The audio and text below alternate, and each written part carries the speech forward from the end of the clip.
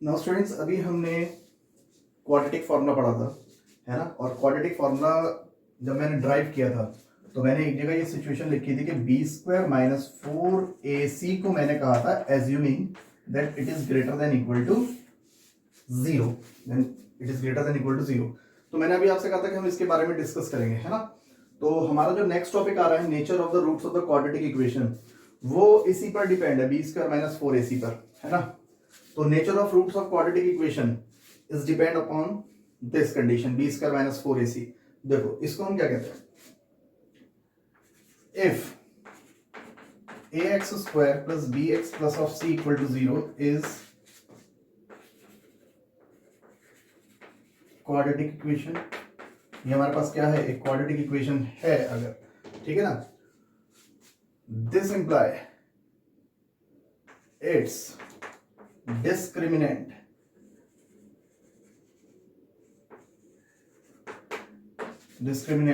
है ना, डिस्क्रिमिनेंट को कैपिटल डी से शो करते हैं, is given by d is equal to b square minus 4ac। ये जो डिस्क्रिमिनेंट होता है ना, वो इससे ऑब्टेंड होता है बी स्क्वायर माइनस 4ac। बात आती है डिस्क्रिमिनेंट क्या है। तो अगर हम डिस्क्रिमिनेंट का मीनिंग देखें तो डिस्क्रिमिनेंट का मतलब होता है कि आप कह सकते हो भेदभाव करना, भेदभाव। अब बात आती है सर ये मैथ्स में भेदभाव कैसा आ गया डी, तो भाई होता है भेदभाव, बिल्कुल होता है। क्वाड्रेटिक इक्वेशन की हाईएस्ट पावर 2 होती है, उसके दो रूट्स निकलते हैं, एक्स की दो वैल्यूज आती हैं। कभी कभी हमने देखा होगा क्वेश्चन जब हम सॉल्व करते हैं splitting the middle term use करके, जो अभी तक आपने 9th क्लास में किया है, तो उसमें x के दो एक जैसे आंसर आ जाते हैं। जैसे x की वैल्यू पहले 5 आई तो दूसरी भी 5 आ गई, या x की वैल्यू -5 आई तो दूसरी भी -5 आ गई। तो वहां पे रूट्स एक जैसे आ गए, है ना। या हम कई बार क्वेश्चन सॉल्व करते हैं तो हमारे पास x की अलग अलग वैल्यूज आती है। जैसे एक बार x की वैल्यू 2 आ गई तो दूसरी x की वैल्यू 1/3 आ गई, वहां अलग अलग रूट्स हो गए। तो ये क्या है, ये रूट्स की नेचर है कि कब वो एक जैसे होंगे, कब वो अलग अलग होंगे। या अभी मैंने कंप्लीटिंग द स्क्वायर मेथड जब आपको समझाया था तो एक सिचुएशन आई थी जिसमें मैंने लिखा था नो रियल रूट्स, तो वो भी तो एक नेचर ऑफ रूट्स है कि उस क्वेश्चन के कोई भी रियल रूट्स नहीं होंगे। तो वो जो भेदभाव है रूट्स के अंदर के एक जैसे कब होंगे, अलग अलग कब होंगे, या रूट्स रियल होंगे या नहीं होंगे वाली कंडीशन किससे पता लगती है, डिस्क्रिमिनेंट। तो इसे कहते हैं भेदभाव करना। तो रूट्स के अंदर एक तरीके से हम चेक कर सकते हैं कि किस फॉर्म के रूट्स हैं। तो उसके लिए हमारे पास कुछ कंडीशंस हैं। तो अब मैंने आपसे कहा था ना कि इसके बारे में, तो ये बी स्क्वायर माइनस 4ac ही हमें रूट्स की नेचर बताता है। तो हमारा जो टॉपिक है ना नेचर ऑफ रूट्स, वो इसी पर डिपेंड है, बी स्क्वायर माइनस 4ac, जिसको हम कहते हैं डिस्क्रिमिनेंट, है ना। तो क्वाड्रेटिक फॉर्मूला क्या लिखा था वो भी मैं बता दूं। जो क्वाड्रेटिक फॉर्मूला अभी हमने लिखा था वो यही तो लिखा था कि x की वैल्यू या तो minus of b plus under root b square minus 4ac से ऑब्टेन हो जाती है अपॉन 2a, या फिर दूसरा रूट किससे निकलेगा, minus of b minus under root b square minus 4ac upon 2a, इनसे ऑब्टेन हो सकती है। तो क्या मैं इस फॉर्मूले को और करके इसके सामने ये नहीं लिख सकता, minus of b plus under root d upon 2a। देखो बी स्क्वायर माइनस 4ac को d से डिनोट नहीं कर सकते, और करके इसको भी लिख सकते हैं ऐसी, minus of b under root d upon 2a। तो हम ये दोनों फॉर्मूले इतने ऐसे ना लिखकर ऐसे भी लिख सकते हैं। तो डी क्या होता है, डिस्क्रिमिनेंट, इसकी वैल्यू तो हमें हर बार चाहिए, यानी बी स्क्वायर माइनस 4ac। तो ये हम पहले भी ऑब्टेन कर सकते हैं। पहले मैं आपको सजेस्ट ये करूंगा कि हर बार कोई भी क्वाड्रेटिक क्वेश्चन आता है सॉल्व करने के लिए तो पहले आप डी फाइंड आउट कर लो हमेशा, क्योंकि डी से आपको नेचर पता लग जाएगी कि रूट्स हैं या नहीं है, हैं तो किस टाइप के हैं, एक जैसे हैं या अलग अलग हैं। तो ये 3 कंडीशंस होती हैं। देखो नेचर ऑफ रूट्स की 3 कंडीशन होती हैं, इसको आप हमेशा ध्यान रखोगे। If discriminant is equal to 0 आ जाए, कहने का मतलब कि आपने और करके ऐसा लिख सकते हैं कि b square minus 4ac equal to 0। आपने क्या काम करा, b की जगह b की वैल्यू रखी, a की वैल्यू रखी, c की वैल्यू रखी, और इसको सॉल्व करा और आपका आंसर क्या निकल के आ गया, 0। तो उस केस में जो नेचर होती है रूट्स की वो होती है real and equal roots. Roots real होंगे और होंगे कैसे, एक जैसे, ठीक है। सेकंड कंडीशन हमारे पास आती है, if discriminant is greater than 0, हो सकता है आपका, है ना, कहने का मतलब और करके मैं इसको ऐसे लिख सकता हूं कि b square minus 4ac is greater than 0।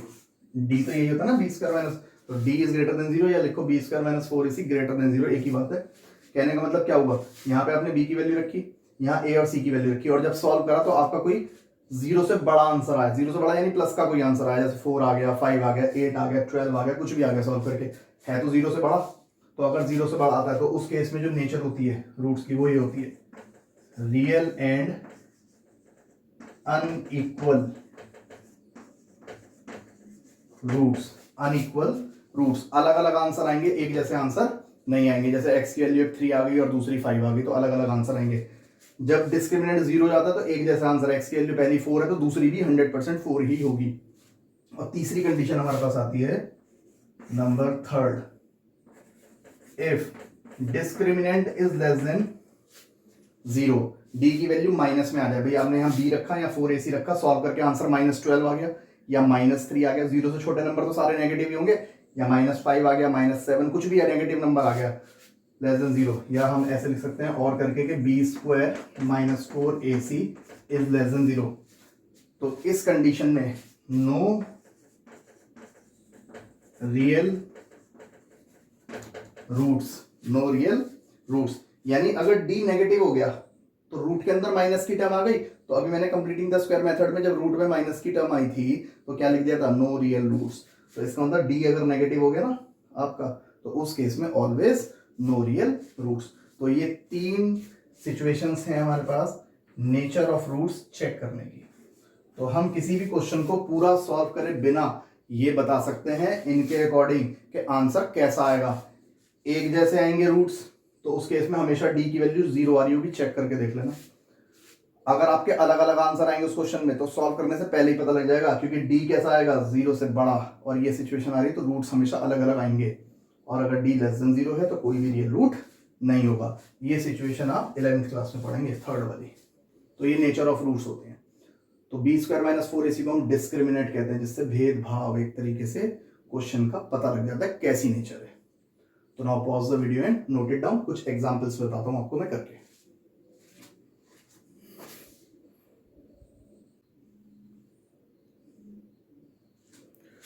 Now अब हम quadratic equation by using quadratic formula solve करके देखते हैं, ठीक है। तो क्वाड्रेटिक फॉर्मूला मैंने आपको बताया था, तो मैंने कुछ 2 एग्जांपल लिए हैं, उस फॉर्मूले को कैसे अप्लाई करते हैं, ठीक है।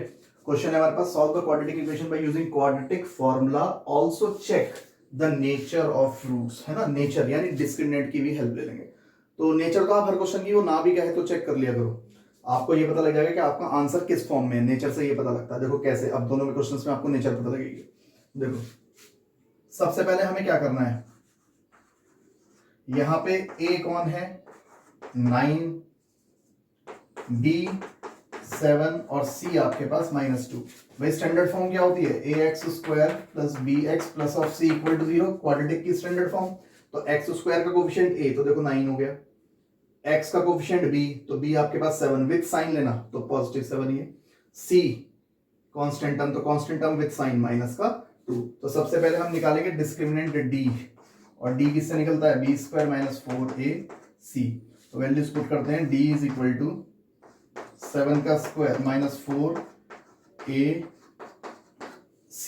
है ना, विद साइन रखिएगा, गलती नहीं होनी चाहिए।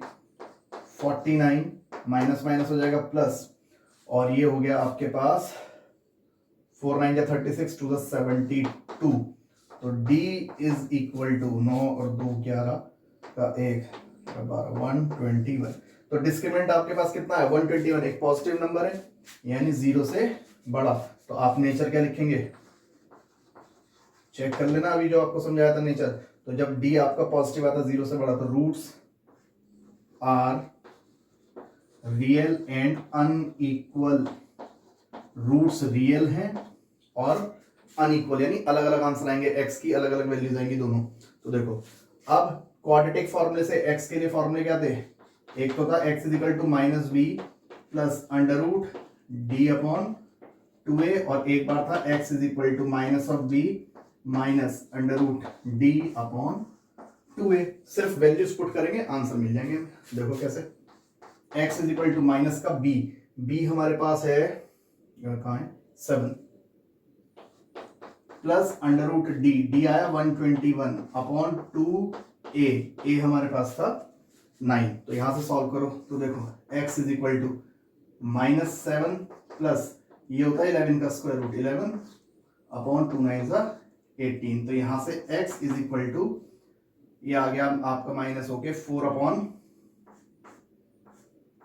18। थोड़ा सॉल्व कर लेते हैं तो 2/9।